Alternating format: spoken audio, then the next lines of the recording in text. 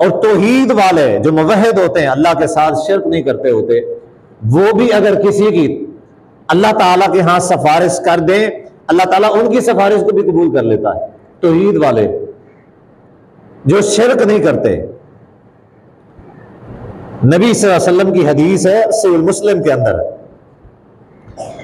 आप सल्लल्लाहु अलैहि वसल्लम ने फरमाया कि मा मिन रजुलिन मुस्लिमिन यमूतु, कि अगर कोई मुसलमान फौत हो जाता है, फयकूनु अला जनाज़तिही अर्बईन रजुलन, और उसको जनाजा पढ़ने के अंदर 40 ऐसे लोग शामिल होते हैं, ला युश्रिकून बिल्लाहि शैया, जो अल्लाह के साथ किसी को शरीक नहीं ठहराते, जो अल्लाह की जात के साथ शिरक नहीं करते, उसके जनाजे के अंदर 40 ऐसे लोग अगर शरीक हो जाते हैं, इल्ला शफ़अहुमुल्लाहु फी, नबी इस्लाम ने फरमाया ऐसे बंदे को, ऐसे मुर्दे को अल्लाह ताला बख्श देता है।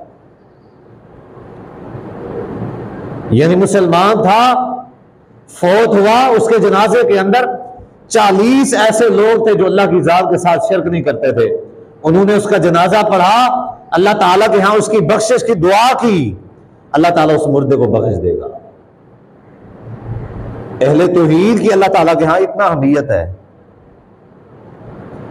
तौहीद वालों की अल्लाह ताला को इतना ज्यादा महबूब है। ये तौहीद की अहमियत है।